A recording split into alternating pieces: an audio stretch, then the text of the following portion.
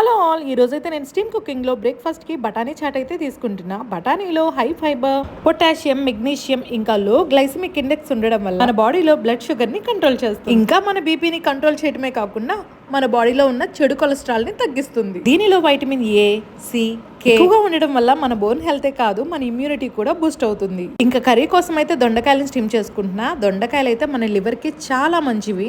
తర్వాత నేను లంచ్ కోసం వైట్ రైస్ అయితే పెట్టుకుంటున్నా స్టీమింగ్ కోసం. ఇంకా లంచ్ లో సలాడ్ కోసం క్యారెట్ అయితే స్టీమ్ చేసుకుంటున్నాను. ఇంకా క్యారెట్స్ లో బీటా కెరోటిన్స్ ఎక్కువ ఉండడం వల్ల మన కంటి చూపు మెరుగుపడుతుంది. ఇంకా 20 minutes లో రైస్, క్యారెట్ స్టీమ్ అయిపోయాయి. ఇలా స్టీమ్ చేసుకున్న ఆహారం మన రోజువారీ డైట్ లో తీసుకోవడం వల్ల వెజిటబుల్స్ లో ఉన్న న్యూట్రియంట్స్ ఎక్కువ లాస్ అవ్వకుండా మన బాడీ చక్కగా అబ్జర్వ్ చేసుకోగలుగుతుంది. దొండకాయలు అయితే ఇంకా ఉడకలేదు, అందుకనే నేను ఇంకొంచెం సేపు స్టీమింగ్ అయితే పెట్టేసుకున్నాను. ఇంకొక 10 minutes లో దొండకాయలు అయితే ఉడికిపోయాయి. ఇంకా దొండకాయ ఫ్రై అయితే చేసేసాను. ఇంకా నా బ్రేక్ఫాస్ట్ కి బఠానీ చాట్ అయితే చేసేసా. ఇంకా లంచ్ లోకి అయితే స్టీమ్ చేసుకున్న దొండకాయ ఫ్రై, సలాడ్ కోసం స్టీమ్ చేసుకున్న carrot, 150 grams of white rice అయితే తీసుకున్నా. ఇంకా ఇదే ఈ రోజున healthy breakfast and lunch recipe. Bye.